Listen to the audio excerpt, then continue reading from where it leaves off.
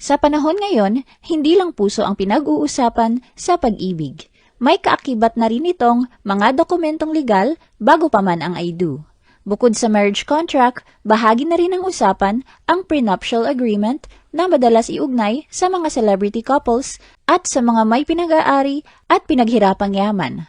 Kaya naman kilalanin ng ilan sa mga artista na ikinasal na may prenuptial agreement. The Philippine Showbiz List presents mga artista na ikinasal na may prenup. Sharon Cuneta and Kiko Pangilinan. Noong 2025, naging usap-usapan ang lumabas na Statement of Assets, Liabilities and Net Worth o SALN ni Senator Kiko Pangilinan kung saan nabunyag na mayroon silang prenuptial agreement ng asawa niyang si megastar Sharon Cuneta. Dahil sa kanilang prenup agreement, hiwalay ang pagmamay-ari nila sa kani-kanilang ari-arian at yaman. Ibig sabihin, ang mga personal na assets ni Sharon ay nananatiling nakapangalan lamang sa kanya at hindi na kailangang isama ni Kiko sa kanyang SALN bilang public official. Dahil dito, marami ang nagbigay ng kani-kanilang reaksyon online. Kabilang na ang mga biro at komento na mas mahal pa umano ang isa sa mga luxury Rolex watch ni Sharon kaysa sa kabuuang nakasaad sa SALN ni Kiko. Hindi naman ibinunyag ang eksaktong halaga ng naturang Daytona Rolex, ngunit sinasabing isa ito sa mamahaling koleksyon ng megastar. Ikinasal sina Sharon at Kiko noong April 1996 at nabiyayaan sila ng 3 anak na sina Frankie, Miel at Miguel Pangilinan. Ay de las Alas and Gerald Sibayan. Maraming usap-usapan noon tungkol sa relasyon ni na Ay at Gerald dahil sa kanilang 29-year age gap. Bago sila ikasal noong December 2017, inamin ni Ay na nagkasundo silang magkaroon ng prenuptial agreement upang mabawasan ang intriga at pambabatikos na natatanggap ng kanilang relasyon. Ayon pa kay Ay, ginawa nila ito para na rin sa katahimikan ni Gerald at upang matigil na ang mga negatibong komento laban sa kanya. Gayunpaman, nilinaw niya noon na hindi pera o kasunduang legal ang tunay na sukatan ng pagmamahal. Para kay Ay, mas mahalaga pa rin ang pagkakaunawaan at matibay na samahan ng mag-asawa kaysa anumang ari-arian o yaman. Matapos ang kanilang kasal, nanirahan si Ay sa Amerika kasama si Gerald, bagamat paminsan-minsan ay umuuwi siya sa Pilipinas para sa trabaho at ilang showbiz events. Samantala, tuluyan nang natapos ang kanilang 7 taong pagsasama matapos maging pinal ang kanilang divorce sa US noong March 2026. Naghiwalay sila noong October 2024 at sinabi ni Ay na nais niyang magsimula muli at i-rebuild ang kanyang buhay. Kinumpirma rin niya na binawi na niya ang petisyon para sa green card ni Gerald. Samantha Lopez and British husband. Si Samantha Lopez, na mas kilala bilang Gracia ng Itbulaga, ay pumirma ng isang prenuptial agreement bago ang kanyang kasal sa British businessman na si Warren Edwards. Ginawa niya ito upang patunayan na tunay na pag-ibig ang dahilan ng kanyang pakikipag-isang dibdib at hindi ang yaman ng asawa.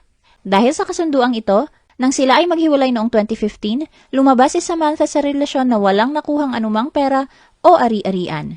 Sa kabila nito, binigyang diin ni Samantha sa mga interview na wala siyang pinagsisihan dahil mas pinahahalagahan niya ang kanyang kalayaan kaysa sa material na bagay. Iza Calzado and Ben Wintle.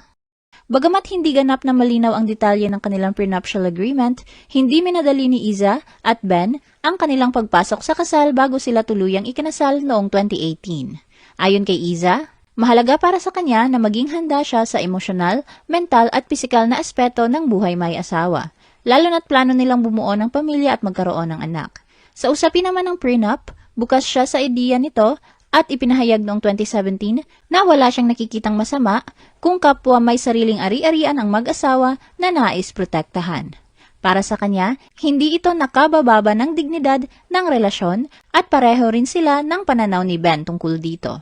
Sa isang interview noong 2019, ibinahagi rin ni Iza na minsan ay naiilang siyang humingi ng pera kay Ben kahit para sa pangangailangan ng kanilang pamilya. Wala pa raw silang joint bank account noon, kaya nagiging personal na hamon para sa kanya ang pag-aasikaso ng gastusin. Sa kabila nito, nananatiling matatag ang kanilang pagsasama bilang mag-asawa at masaya nilang pinalalaki ang kanilang anak na si Dea Amihan. Heidelin Diaz and Julius Naranjo. Bagamat hindi rin ganap na malinaw kung naging formal o natuloy ang anumang prenuptial agreement, ikinasal ang Olympic champion na si Heidelin Diaz at ang kanyang coach at partner na si Julius Naranjo noong July 2022, matapos ang kanilang matagal na relasyon bilang magpartner at coach-athlete.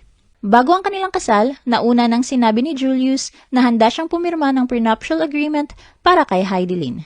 Sa isang interview kasama si Karen Davila, ipinaliwanag niya na hindi kailanman pera o anumang material na bagay ang dahilan ng kanyang paglapit kay Heidelin, kundi ang kanilang tunay na relasyon at pagmamahalan. Ellen Adarna and Derek Ramsey. Kahit hindi ganap na malinaw ang legal na detalye ng anumang prenuptial agreement, naging usap-usapan noon ang relasyon ni na Ellen Adarna at Derek Ramsey dahil pareho silang nagmula sa may kayang pamilya bago sila ikinasal noong November 2021. Hindi nila tahasang kinumpirma kung may prenup, ngunit sa ilang Instagram Q&A, ipinahiwatig ni Ellen na hindi ito malaking issue sa kanilang relasyon. Sa isang interview noong 2022, sinabi naman ni Derek na mas pinipili niyang ituon ang atensyon sa pagpapatatag ng kanilang pagsasama kaysa sa usaping pinansyal o ari-arian. Sa isa pang Q&A noong 2023, ibinahagi ni Ellen na hindi siya umaasa sa pera ni Derek at mas gusto niyang panatilihin ang independence nila bilang magpartner. Lumabas noong huling bahagi ng 2025 ang mga ulat tungkol sa umano'y paghihiwalay ni na Ellen at Derek kasunod ng mga aligasyong cheating. Vicky Bello and Hayden Co. Noong September 2017, ikinasal sina Vicky at Hayden sa isang engrandeng seremonya sa Paris matapos ang mahigit isang dekadang relasyon. Kahit pareho silang matagumpay sa kani-kanilang career bilang mga doktor, nagdesisyon pa rin silang magkaroon ng prenuptial agreement bago ang kanilang kasal. Ayon kay Vicky, si Hayden mismo ang nagmungkahi nito. Inamin din niya na maraming naging usap-usapan noon tungkol sa tunay na intensyon ni Hayden sa kanilang relasyon, kaya't minabuti nitong pumirma sa prenup upang tuluyan ng matigil ang mga intriga at haka-haka ng publiko. Para kay Vicky, mahalagang si Hayden ang kusang nagpasya tungkol dito upang maipakita ang kanyang sincerity at upang mas maintindihan ng mga tao ang sitwasyon nilang dalawa. Sa kasalukuyan, masaya nilang binubuo ang kanilang pamilya kasama ang kanilang anak na si Scarlett Snow Bello. Heart Evangelista and Cheese Escudero. Isa rin sa mga celebrity couples na may prenuptial agreement, sina Heart Evangelista at Cheese Escudero. Ayon kay Cheese, nakasaad sa kanilang kasunduan na hiwalay ang pagmamay-ari nila sa kani-kanilang ari-arian. Kaya kung ano ang pag-aari ni Heart ay mananatiling sa kanya, at ganoon din kay Cheese.